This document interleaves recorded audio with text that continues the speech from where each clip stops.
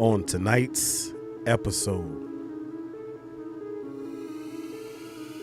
CeeDee, CeeDee, CeeDee, CeeDee, CeeDee, CeeDee, CeeDee, CeeDee, CeeDee, CeeDee, CeeDee.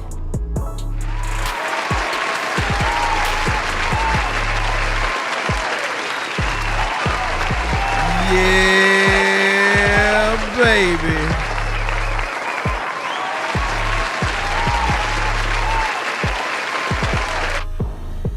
That's right. None other than CeeDee Lamb has finally got his bag. And I'm excited for him. So we definitely gonna talk about that plus a whole lot more as we build this roster for the season. So y'all sit tight while your boy Mr. Always Making Plays gets right.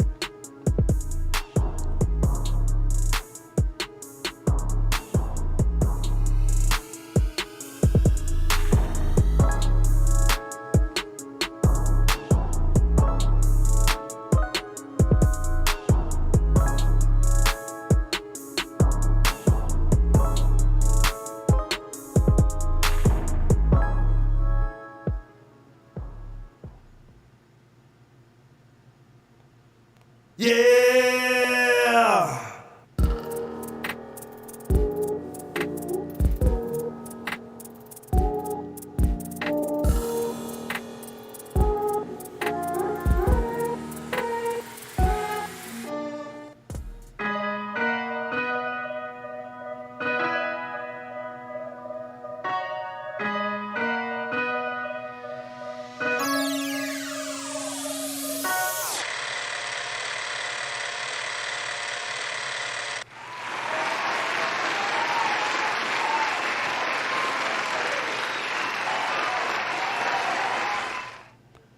Hey, yo, DJ, drop that beat for me, dog.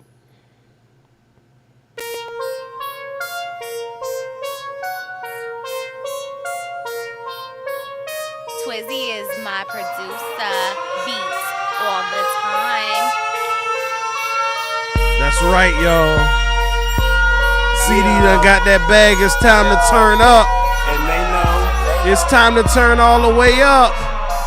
Let's go! Yeah, they say nothing comes from a dreamer. I'm just here to let you know we been hustling 24/7, 365. Get that dope. Don't know when I'm gonna stop. Cause that paper feels so good. Turning and gripping grain. Leather seats with the wood. She hold it down, shotgun. Windows tinted, so you know she blow me. Shotgun, and I'm riding in the whip to the money. Drop y'all. They come back in for the money. Hey, They hey, call me hey, Mr. hey. Certified. Come and get that gig right. I'm trying to see the world been I keep.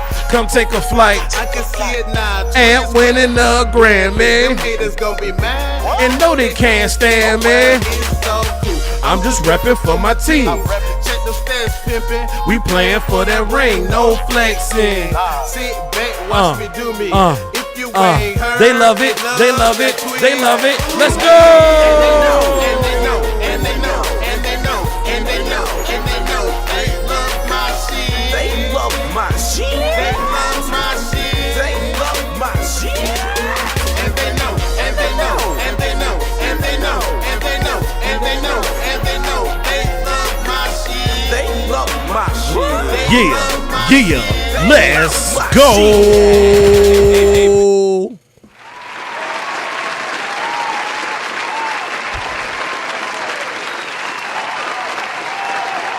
Yeah!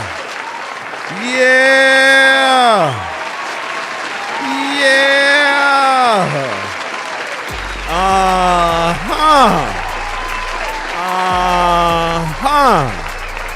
Yeah.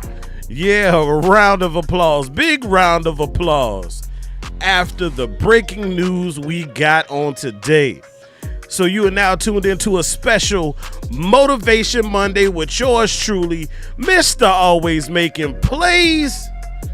And I'm excited, y'all. Yes.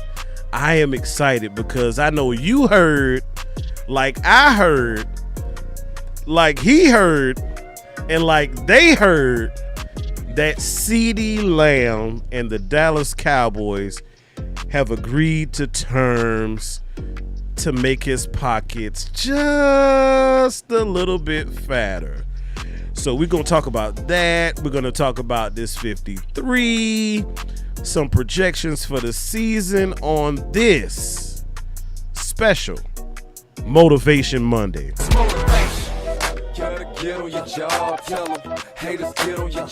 That's right. That's right. So, CeeDee Lamb has inked a contract extension for 4 years, $136 million, $38 million due at signing. So I know that gentleman is excited just like I am. You know, it's unfortunate that, you know, he had to take the measures and the route that he did to do so. Nonetheless, it got done. At the end of the day, we've seen this play out before. You know, deadlines truly do make deals, and, you know, it was a little ugly that came out, and I hate to say this, y'all. I really do. I hate to say this, but it's been ugly before. It was ugly this time. I mean, this felt like a rinse and repeat of Zeke hoop. You know, they asked Jerry a couple weeks back about, you know, contract and, you know, urgency to get it done, and Jerry Jones opened up his flapper again. You know, Mr. I want Mason Glory Hole. Yeah, him, that guy. Yeah, he opened up his mouth and he said what he had to say. But at the end of the day, CeeDee Lamb is saying, I got money in the bank, yeah. Shout out what you drank. I got money in the bank, yeah. Shout out what you drank. I got money in the bank, yeah. So y'all pray. Y'all pray. I need y'all to pray hard for all of the female adult entertainers in the greater area known as the DFW, because it is going to be some thunderstorms tonight when that boy Mr. Lamb makes it rain. So again, excited for him. You know, toward the end of the watch party I did with Boss Cowboy on Saturday night, you know, we were talking about, you know, when do we think it gets done, and, you know, at what point do you begin to hit the panic button? And, you know, in reference to both of them, you know, it was my hope that neither one of them would miss any game time. Now, Dak is different. Dak is your typical company man. You know, he's going to show up early. He's bringing coffee and donuts. You know, he's, you know, he's bet on himself before. I don't feel like he's afraid to do so again. But CeeDee Lamb he drew that line in the sand and said, hey, man, I need my bread. I need... What's the new little TikTok thing going around now? I need my money. Give me my money. Give me my money. And CeeDee got his money.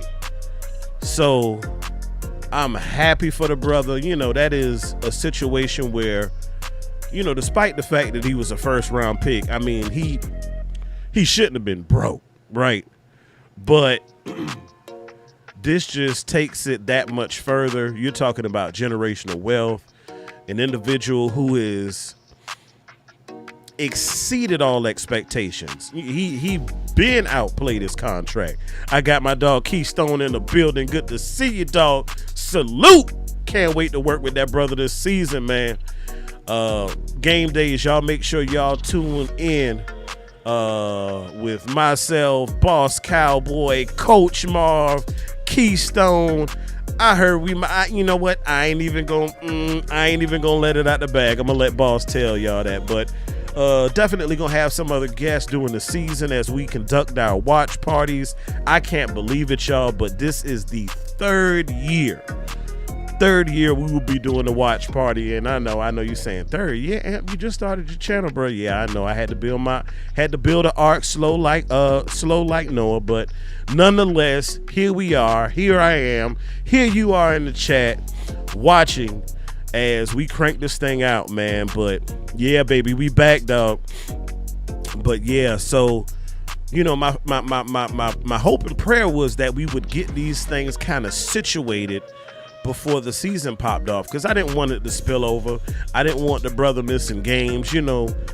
Contrary to popular belief, a lot of people were under the assumption that these fines that CeeDee had been getting, that the team would not be able to rescind. Because they were referencing the situation that happened with Zach Martin on last season. But the difference between Zach Martin and CeeDee Lamb is CeeDee Lamb is still on his rookie contract. Zach Martin was not. And so there's a provision, a clause that allows teams to rescind fines upon the signing of a new deal for individuals who are on their rookie contract. So no, CeeDee Lamb should not have to pay all of those fines, and he secured the bag. Look, I'm going to tell y'all, I'm going to be honest. When I first saw, we all saw it, the very first glimpses of CeeDee Lamb, non-football, the moment he got drafted. It is infamous. All you got to do is go on Google and type in CeeDee Lamb gets drafted, and you will find thousands of videos that people have posted of that special moment. But the moment was not only special because his dream was finally coming true, but that moment was special because there's a certain point when the camera is on him as he's waiting for that call. He's sitting down with his family and loved ones, and I believe his significant other was sitting next to him. And for whatever reason, God bless that young lady's heart. I don't know if they're still together or whatever, but she took it upon herself to grab that brother's phone. And without hesitation, without getting out of character, he politely snatched it back.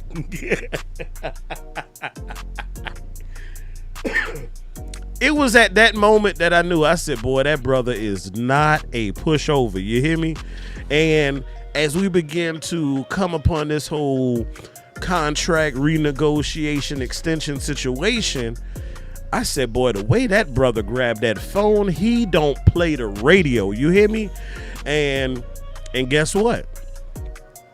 In this contract negotiation process, he ain't blank. And then when Jerry said the foolishness he said out of his mouth about, they said, Jerry, you got a sense of urgency about, getting CeeDee done soon? We coming to the end of the preseason and, blah, blah, blah. And Jerry Jones said, well, the first thing he said is, I want Mason Glory Hole. And then he said, I went to high school. I went to college. I don't know. I mean, you tell me. I mean, whatever reason you want, you can put that down.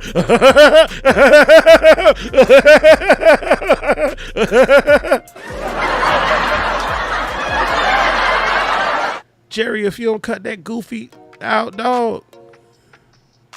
Like, it was funny to him. I get that, he may have been trying to make light of a tense situation, but dog, I'm going to tell y'all this. I'm going to go ahead and let this cat out the bag in case you hadn't known. Jerry Jones, as an intelligent of an individual as he is to build the most valuable sports franchise in the world, he is definitely currently not one who is smooth with his words at all, by no means. And then guess what? After he said that, and the video got around to CeeDee, y'all all saw the tweet. He, oh, it's funny, huh? Okay. And he started, at that point, he started sending little subtle shots. Little subtle cryptic tweets he put up the Dark Spider-Man or whatever. I mean, all kind of goofy stuff, right? And it was like, oh my God, I hope, this doesn't turn into like political mudslinging or anything like that. I was hoping that. But, because we've seen this movie before, I had a good feeling that this was kind of part of the theatrics, if you will, of the Jones family to create more buzz around the topic at hand. And so talking to my boy today, I said, you know what? I said, Jerry Jones is a genius. He cut me, bro. What, man? Nah, dog. I got to stop you there, bro. Nah, he ain't no damn genius, man. Cut it out. And I said, bro, hear me out. I said, bro, we've seen this story before. We saw the story with Ziku. We saw how we had to end up paying Amari Cooper at the last minute after we basically ran the risk of possibly losing him. Like, we saw it. We've seen this story over and over again when individuals who have proven their worth have had to go through so much to get the deal inked. And as far as I was concerned, this was just another one in the number. You're dealing with, a new subject, if you will, as far as, the individual who's trying to get the contract. But I'm like, y'all, we have been here before. Like, now, on the flip side, had Jerry been able to get this deal done a lot sooner, I believe he would have saved himself some money, the same way he did it with Dak. We had to, go through all that foolishness with Dak, and, then you got half the fan base saying, oh, he doesn't deserve it, and he's not a franchise quarterback, and you always have a group of individuals who will say they don't deserve the money, or that's too much money. But do y'all actually pay attention to the market of that position? Like, that's what we're talking about here. But there is another side to this thing that has really pissed me off, quite frankly. And, when I'm thinking about it, a lot of people say CeeDee should have been in camp. Ask Jamar Chase how that's going. Please ask Jamar Chase how that's going, okay? But, everybody says CeeDee should have been here and he's going to have a bad season and this, that, and the third and all that other crap. Michael Irvin told y'all he went through a similar situation, and when he got signed, guess what? He balled out, and that was the year that they actually eventually went on to win the Super Bowl. So just because he missed camp, that's not automatic that he will, get himself injured, or he won't be in shape, or it doesn't mean any of that. Nonetheless, that means there's one less roster spot to go around, and that is a perfect segue.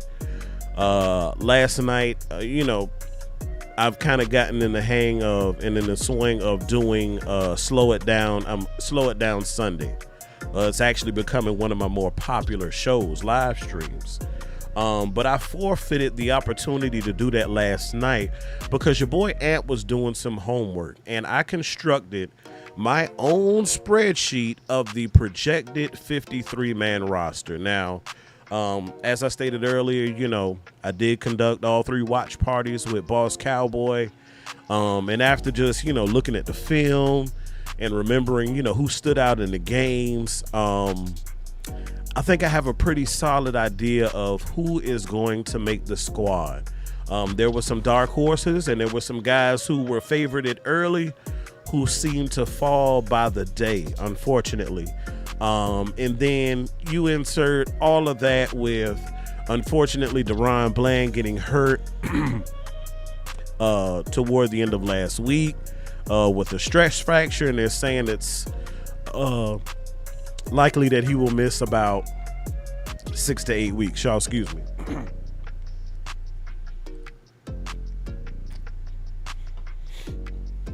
Now, that was a blow because I was excited.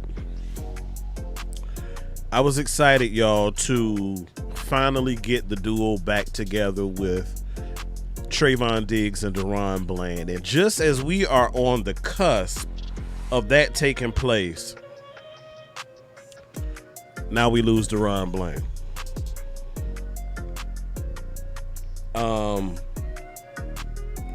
So with that being said, let me get this together so I can share this screen with y'all.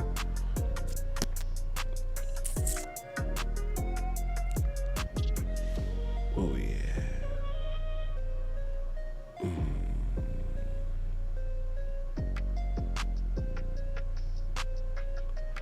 Nonetheless, I'm trying to share it. Where you at, baby? Where you at? Where you at? Where you at?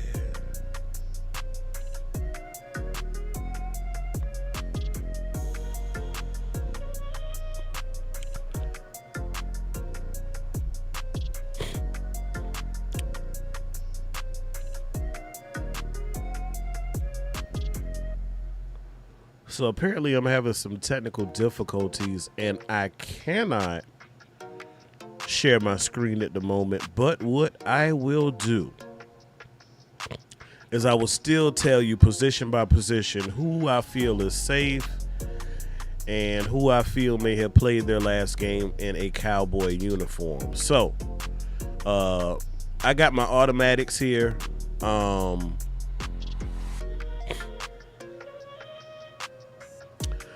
So starting with the offense, obviously I have CeeDee Lamb, Brandon Cooks, Jalen Tolbert. I believe I've seen enough from Tyler Guyton for him to be the starter even before Chuma Edoga went down. In the same breath, I believe that I've seen enough from Cooper Beebe to take the helm away from Brock Hoffman. Zach Martin is obviously your right guard. Terrence Steele's your right tackle. Jake Ferguson is your starting tight end. Dak Prescott and nobody else is QB1. And Hunter Luepke is your fullback. And I believe your starter will be Ezekiel Elliott. Now, I said starter. Now, don't bite my head off. Don't shank me with the butter knife, as Law Nation would say. Now, just because I'm saying he's a starter, that does not mean that Amp believes that Ezekiel Elliott will carry the ball 25, 30 times in the game. I don't think he'll last through a season doing that. Could he pass for 1 or 2 games? I'm pretty sure of it. He came into camp a little bit lighter than we've seen him in more recent years. But based off of what I've seen in the preseason from Rico Dowdle and what I saw last year, I really think he is like running back 1B. Okay. He showed some pop. And, you know, we had a host of other running backs on this roster. And if I could share this with you, I had it color coded. So all of your starters were in green. All of your backups were in yellow. All of the individuals who I felt were on the cusp, and it could go either way as far as making a squad or potentially making a practice squad, I had in orange. Or the Joneses may think that their services are not needed. But everybody who I felt did not have a chance, I have their names highlighted in red. And I did this on last night, and what's funny is after everything, they kind of started leaking out the initial cuts today. Your boy Amp's batting average right now is pretty solid. Now, the names I mentioned as far as the starters for the offense, I think we all will agree that was a given. Every name I listed, a lot of people don't want Ezekiel Elliott to be the starting running back, but just because he's the starting running back, like I said earlier, I don't think that means that he carries a heavy load. But he will be first up on the depth chart. But you could have some games to where Rico plays early and maybe Zeke comes and closes it out. You know, after Rico has kind of slashed him up, then here comes, you know, Ezekiel Elliott with the body shots. Who knows? You know, it just depends on, you know, what the coaching staff feels would be best for the team, would be best for the offense, as far as a rhythm and a flow and how to strategically go up against their opponent from week in and week out. Now, so looking at your backups for your offense, and I know we had big question marks in the receiver room, in the tight end room, and definitely in the running back room. Now, I'm not going to do it tonight. I am not going to do it tonight. I don't have the time or the energy to do so. But I'm going to go ahead and nip this one in the bud. So as I stated, QB1 is Dak Prescott and nobody else, right? And as much as we saw from the Trey Lance show, after further review, Amp does not feel that he has done. I don't feel comfortable enough putting him ahead of Cooper Rush at this point. That's not to say I won't get that way at some point. But the truth be told, I mean, they pretty much gave the brother 3 preseason games. I mean, Cooper Rush played 2 series in the first, and he played 1 series in the second. And so Trey Lance had it the entirety of the third game. I think they did him a disservice as far as how they called that game, the final preseason game, having him throw the ball 50 darn times. That's not him. That's not who he is. And the more you have him put that ball in the air, the more opportunity is for the other team to come down with it. So, yeah, I couldn't get jiggy with it. I believe, yes, he did improve. He doesn't look like he did when he first came to us. He doesn't look like he did when he first started the preseason and off-season workouts. He has improved, but I still do not feel comfortable with him being back there and knowing the game is on the line. I just don't. It's not that I am that much more pleased with Cooper Rush, because quite frankly, we didn't see a whole lot of him in the preseason.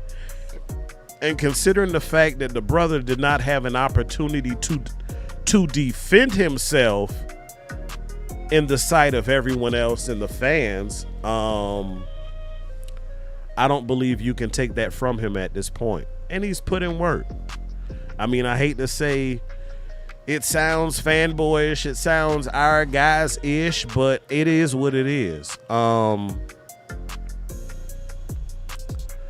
Something else that pissed me off about this whole contract situation, and I gotta pause on going down the roster real quick because I just looked over at his name. The part that kind of ticks me off, and I know this is how things go in Dallas. It is what it is. It's dysfunctional Dallas. But you had 2 individuals who were coming up in their last year, right? One was at camp, one wasn't. One just had their contract extended, the other has not. The individual who has put everything aside, pride included, and decided, I'm going to come to camp, I'm bringing donuts and coffee, is the one who has not received the contract first. Go figure. But I get it. You worried about CeeDee Lamb missing game 1. Dak is going to ball regardless. Dak said he's going to bet on himself. He did it before. He'll do it again. We talking about Daddy Dak now, right? But you reward the individual just like Zach Martin last year, just like other individuals who have held out before. That's what you reward. You set the precedent. You laid out the blueprint, and that's what you got. But we're going to talk a little later about putting some respect on my quarterback's name. So, Dak is QB1, Cooper Rush QB2, Trey Lance QB3. Yeah, you don't pay $5 million to kick somebody off the team or not have them available. So, you heard Jerry say it. He's going to be on the team, whatever. As far, I got an extra clipboard if he want one. You know, it's a nice one too, yo.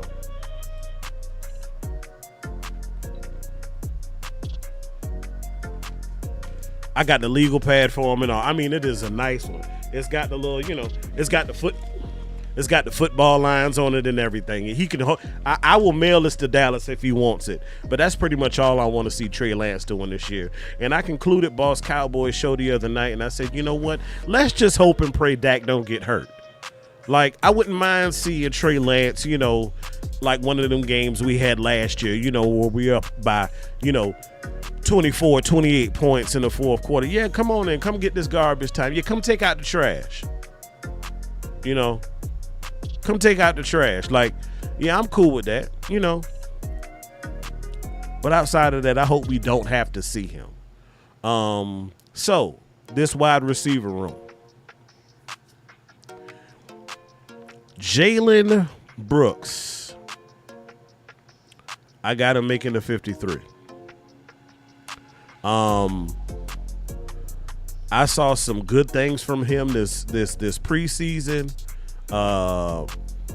He started coming on strong towards the end. Somebody who has pretty good route running skills. Definitely good hands. I feel he deserved it. Kevontae Turpin is a shoo-in. He was definitely going to be on the squad. So that takes care of 3, 4, 5 spots in your wide receiver room. Now the question is, would they go 5 or would they go 6? And if they go 6, based off of performance, I believe you got to give that spot to Ryan Flournoy. He definitely showed me some things. He definitely showed that he is worth having on this squad. And I mean, you're talking about rookie year 1. Big body, something that we are definitely lacking. I think he brings a different set of skills to this team. Good route running as well. He could actually provide some assistance, help Dak out, big target. Maybe, and don't shank me, y'all, but he's a little Dez-ish as far as, being a position type guy. Possession type guy, fighting for those 50-50 balls and whatnot. But scrolling down the list, by default, I've got Awesome Richards as your backup left tackle, TJ Bass as your backup left guard, behind Tyler Smith. I've got Brock Hoffman as your backup center. Josh Ball is your backup right guard. Now, something that I noticed on last year is that we only carried one spare tackle. And with Mr. Matthew, I think it's time. Well, let's go. I've seen enough. One, he's injured constantly, and you've heard it as cliche, your best ability is your availability. God forbid something happens to any one of our tackles, you want to know that the gentleman that you have in the building is ready to go out there and compete. And time after time, I've just seen him go down far too often. Now, this tight end room, y'all, I'm going to give this disclaimer. It's got politics all over it. Now, Fergie he's hands down number 1. Now, on my sheet, I have Luke Schoonmaker as your tight end 2. That's where I believe they'll put him. But if Amp had his way, I would actually have John Stevens Jr. as your tight end 2. And I definitely have John Stevens Jr. making the squad. It was unfortunate last year that he got hurt and had to miss the season. But thinking like the Cowboys, he is a great fit because, 1, he gives you good pass catching ability, but 2, he could also provide you some flex in different packages and being a pseudo wide receiver number 7, if you will. He is a converted tight end. He played wide receiver previously, so those skills didn't go anywhere. That's why his hands are what they are, and you saw it. Like in the preseason games, the type of routes Luke Schoonmaker was making were not the routes that they assigned to John Stevens Jr. Luke was doing your easy, flat route stuff. He would go and post up in the, as I call it, the hot pockets across the middle, just behind the defensive line. And on the show with Boss Cowboy the other night, I made a joke. I said, man, you playing. Luke Schoonmaker is running back 5.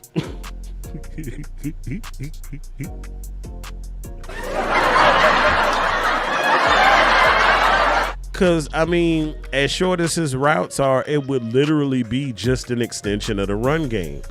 But what I saw John Stevens Jr. doing, man, the brother was all the way down the field. He was running up the seam left and right, play after play. And he was cashing in. And I think Dak is developing a better level of trust in that brother. Kudos to him for stepping up. So we find ourselves now at running back and fullback.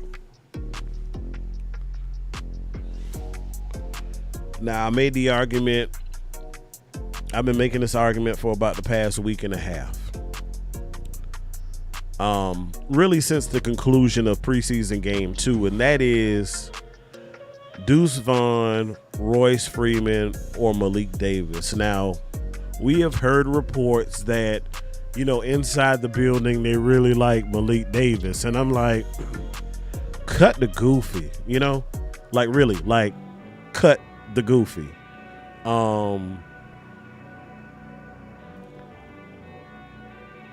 Y'all pretty much done put the man on ice the last couple of years. And then the things that I saw from him, like he was struggling in the past game. You're going against like lesser tier defensive guys. And on one play, y'all, I can't remember when it was in the game, but it was this past preseason game. The defender literally popped Malik Davis and drove him into Trey Lance and got the sack. And I was like, oh my God, get his ass out of there now before he gets somebody killed. Like, he is a liability. He showed a little pop, little flash here and there, a couple runs. Nothing sustained, nothing consistent. But I will tell you who was consistent, and it was that brother, Deuce got the juice, Vaughn. Yes, he showed pop. From last year to this year, he has shown improvement. Royce Freeman, too, he showed some pop. And I was like, okay, that's what I like to see. We got some competition. That was primarily in game 2. Because game 1, we threw the ball all over the field. In game 3, we threw it all over the field. Really, game 3, we had a lot of we had 80 plus offensive plays. But 50 passes, I think we may have had like 40 or so rush attempts. But yes, Royce Freeman did look pretty decent. But ultimately, I gave the nod and the edge to Deuce Vaughn. And I said this on Boss Cowboy's post-game show 2 weeks ago. I said it when I jumped on with Big Time this time last week. And I've been saying it again this week. I even shared it with Coach Marv because he was feeling Freeman as well. But I said the thing is, when you look at your room, Deuce Vaughn gives you diversity.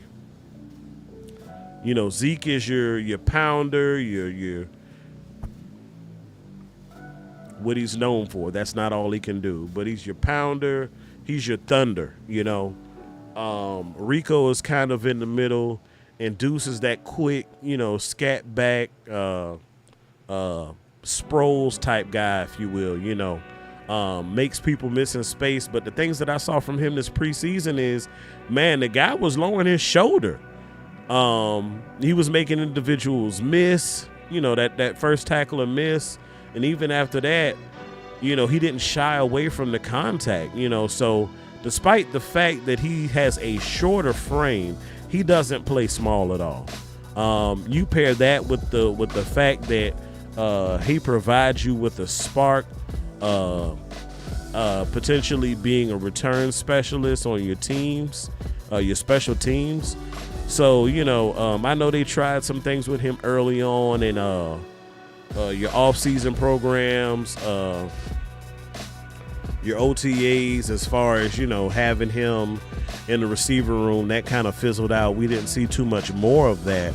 But even outside of that, he's more than just a one-trick pony, if you will, which is why I gave him the nod over Royce Freeman.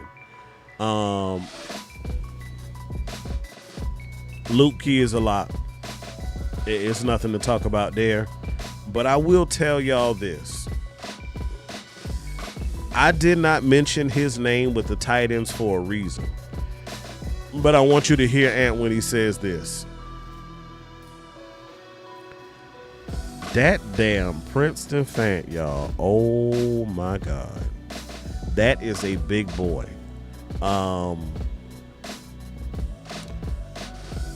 He's not really built like your typical tight ends. He has a little shorter frame, but I'm going to say pause before I say it. But that brother is thick. You hear me? And a couple of times in preseason, I saw them use him like a fullback. And I think that's where you get value from him. I don't know if he'll make the 53, but he definitely has my vote for making this practice squad. Hopefully he can work his way up, but he has showed that he can bring value to your team. He did catch a couple of passes, and from what I saw, he's honestly, as much as they say you need Luke Schoonmaker on the team because of his blocking, hell, I'll take Princeton Fant over Luke Schoonmaker. I'm just being completely honest with y'all. Like, Luke, I saw Luke get blowed up one time, and I was like, bro, that's supposed to be your thing. Like, what are you good? What is your forte? Like, what? How do you bread the butter? Like, really, dog? Like, why are you here? And honestly and truthfully, it's so many people in the building who want him to win, and it's like,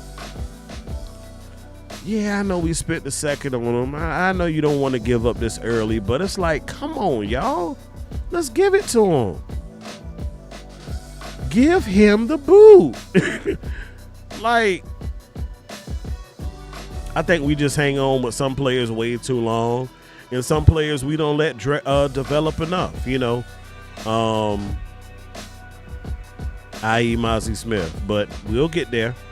So going a little bit further down the list, unfortunately, after seeing some good things from him, I have Tyron Billy Johnson not making a squad. That also includes David Durden, Nathan Thomas, Dakota Shipley, Cole Cabral, Racing McMath, Kelvin Harmon, Cam Johnson.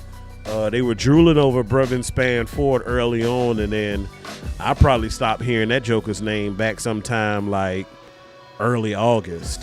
Deontay Burnett, he showed some pop, but unfortunately I feel it was just a little a situation of too little too late. And then, sad to say this, because I'm going to be honest, I was rooting for him because I saw some pop from him, but he just, I don't know, like, the Peyton Hendershot project, I believe, is probably finally over. He just, to me, never ascended and popped the way he was supposed to. And I think his growth was stunted because of the fascination of Luke Schoonmaker and where they picked him at. I'm just being honest. Snoop Connor showed some pop, but not enough. Same with Nathaniel Pete. So We are now switching gears to the defensive side of things. And this is quite interesting because obviously we have returning first-year defensive coordinator Mike Zimmer, and he has his own taste and preferences and ideas and philosophies for this defense. And from what I've seen from him so far, I'm liking the vision he has for our players in this defense. And so with that being said, I definitely have DeMarcus Lawrence, Osa, Micah, and honestly and truthfully, more than likely I'm starting Linval Joseph over Mozzie Smith. I need Mozzie to stay hungry. I need Mozzie to continue to work. And this is no slight at Mozzie. I just want him to continue to work on his craft. I mean, we all know that with the exception of a few special individuals, defensive tackle in the National Football League, y'all, is pretty much a 3-year developmental project. And then you pair that with the injury that Mozzie sustained last year, the fluctuation of the weight. You know, the man is discombobulated. He's trying to. I just want him to be able to get his bearings together, learn his craft, get better with his technique. We did see his get off, picking up, a little bit of speed. But yes, then that's the other thing. You changing techniques from coach to coach. They have different preferences on how they want you to attack the line of scrimmage. So, Linval Joseph, yes, I know he's a little long in the tooth. He's definitely been around the block, considering this is his 7th team in 14 years.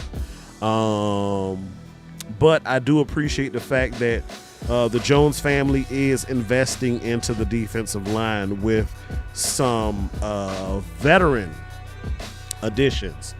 So I have Damone Clark, I have Eric Kendricks, and Demarion Overshown as your 3 starting linebackers.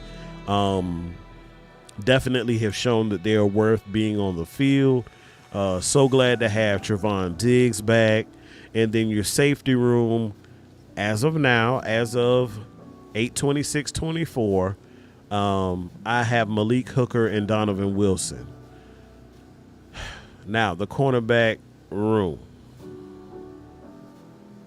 Well, the other part of the cornerback room. So you got Diggs, and then you have Jordan Lewis, and then you have a question mark. Now, we all got that unfortunate news, as I stated earlier, on Saturday. And so I know teams are making cuts, but let's just be honest, y'all. I know teams may be deep in cornerback, but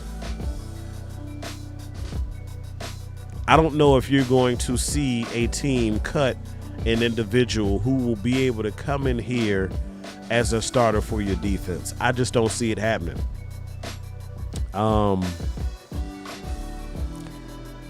So the individual I believe who should get first crack at the other cornerback position is somebody who I have seen.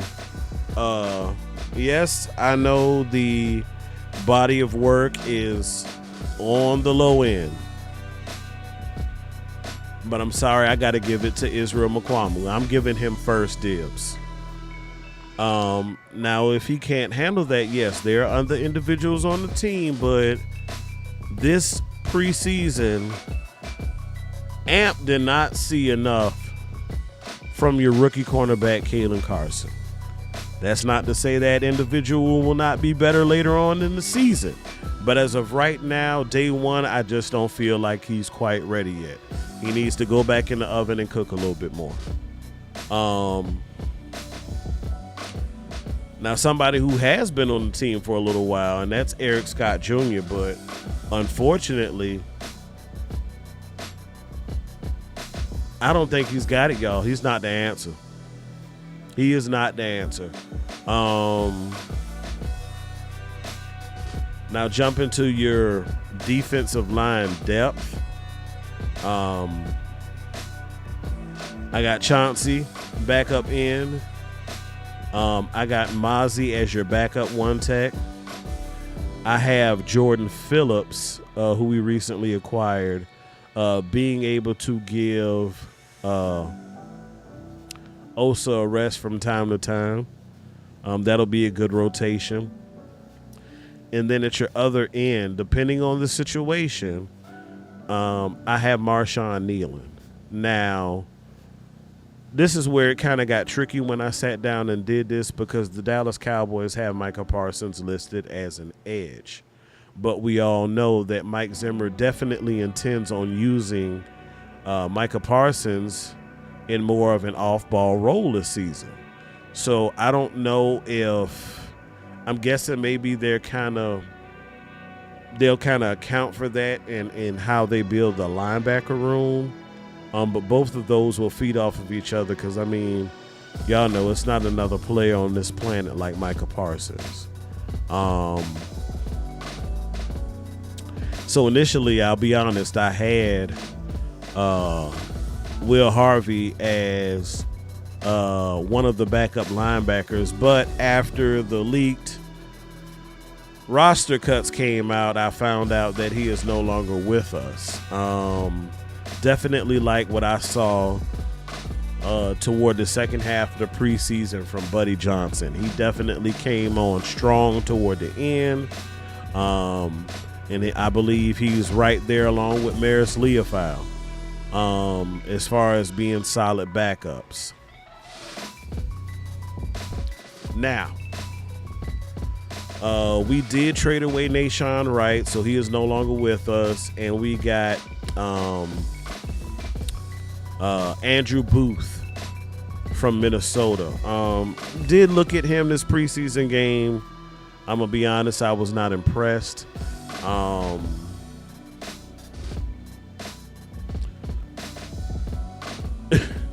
Simi Fioco just pretty much embarrassed the secondary. And I say secondary because I'm not putting that play solely on Andrew Booth, because going back and looking at that all 22, we were in cover 2. Did not see the safety on the other side doing the shifting. He just went into a smooth back pedal. But when I looked over at the other hash, I saw Marquise Bell with his head in the backfield, and he took a couple of false steps forward. And by the time the ball was in the air, it was too late. And as Andrew Booth turned around coming out of his break, and his eyes faced the opposite direction, you can visibly see him like throw his hand down in frustration. And it was at that moment that he realized he had no safety help over the top. So when I looked at that play, Marquise Bell really looked like he was a linebacker playing safety, quite honestly. But it's okay. I mean, he's learning. He's transitioning back. So, you know, I'm not going to be too critical at all. But I'm just giving you some context to provide to you why it seemed like Simi Fioco was so wide open. And while we're on Fioco, Viliami, he doesn't make it. He was a liability on that edge, not getting deep enough, not getting wide enough to really truly set it, kind of getting sucked up on the inside. And then before you know it, the ball carrier is running outside of him. And he definitely did not have the closing speed to make up for that. So definitely have him missing a squad. Now, we found out also a couple of days ago that someone else got injured, and that is none other than Keemon Hall. I saw some good things from him. I honestly and truthfully believe he is definitely worth keeping around. Him along with Julius, a.k.a. Mr. Bringing the Wood. That individual there is, I believe he's going to be special, y'all, as long as he continues to develop properly. I had Tyus Wheat kind of on the cusp, you know, maybe making the practice squad again. Him, Albert Huggins, Carl Lawson just because of the depth aspect, and Justin Rogers. I kind of had all of them in orange, 50-50 depending on how the Cowboys felt, but it was confirmed earlier today that, where are they?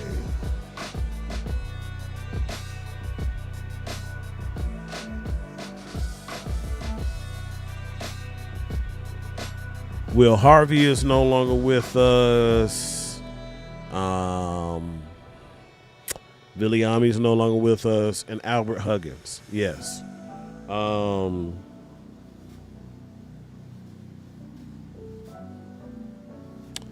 So yeah, he's gone, and he showed me some push. I thought they would go maybe a little deeper on some of your defensive line positions, just because to keep the depth and the rotation solid, but it didn't work out that way. Imani Johnson, I had him missing the squad. Josh Butler, Josh DeBerry, Denzel Daxon, AQ Muhammad, Jason Johnson, Damian Wilson, Brock Mogensen, and Darrell Johnson. I had all of those individuals missing the 53. Now, when I broke it down, I had 24 offensive players, 24 defensive players, and then to finish it off, because you need a punter, you need a kicker, you need a long snapper. That being Brian Anger, Trent Siege, and Brandon Aubrey-Matic. So that gives us 51. So it left kind of 2 spots potentially for the 53. So that could potentially be Julius Wood and Carl Lawson if I had to take my pick. This has been my first year actually doing a projected 53-man roster. I think I did a pretty damn good job. What y'all say? Man, y'all tough. I said I think I did a pretty good job this year.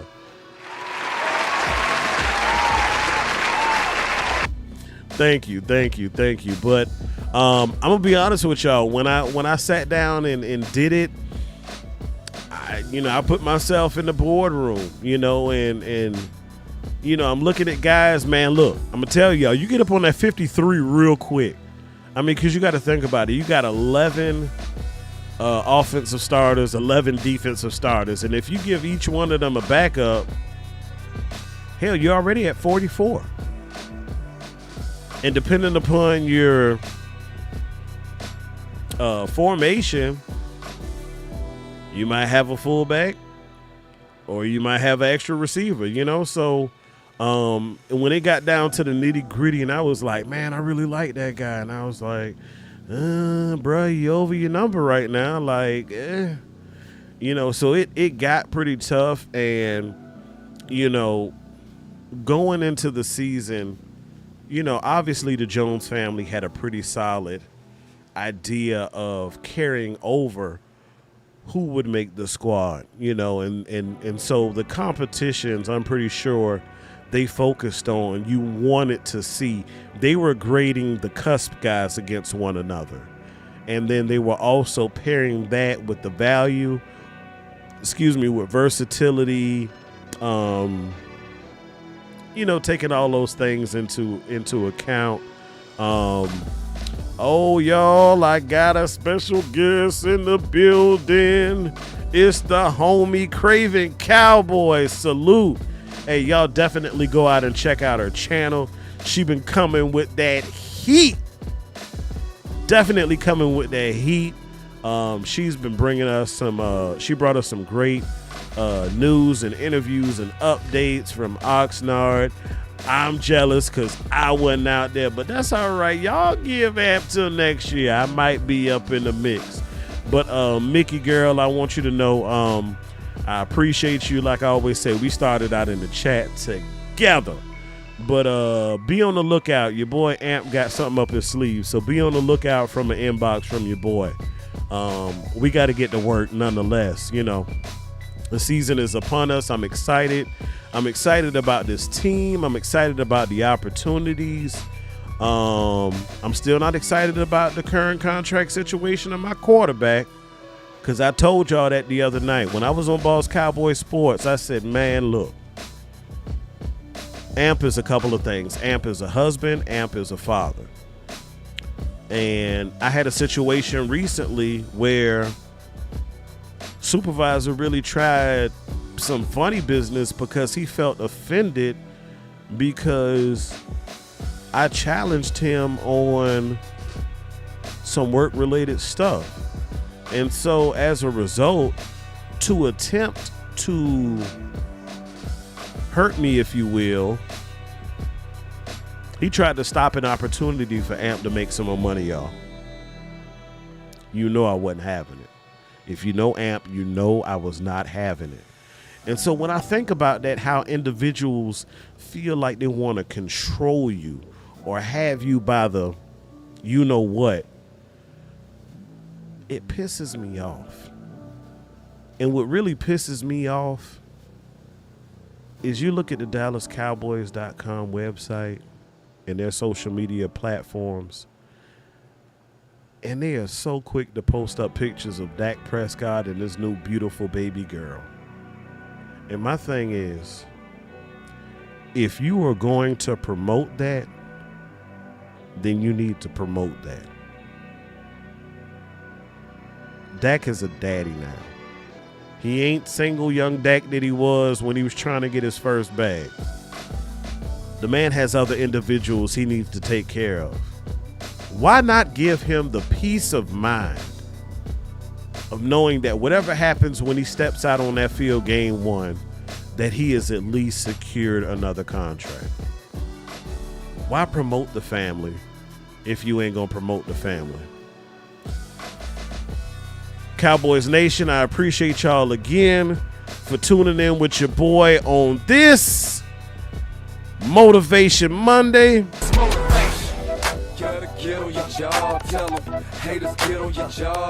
That's right. So you tell your haters to get on their job, because we definitely on ours. Good, better, best. Never let it rest until your good becomes your better and your better becomes your best. Until next time, Cowboys Nation, y'all be blessed. My boy CeeDee got his money.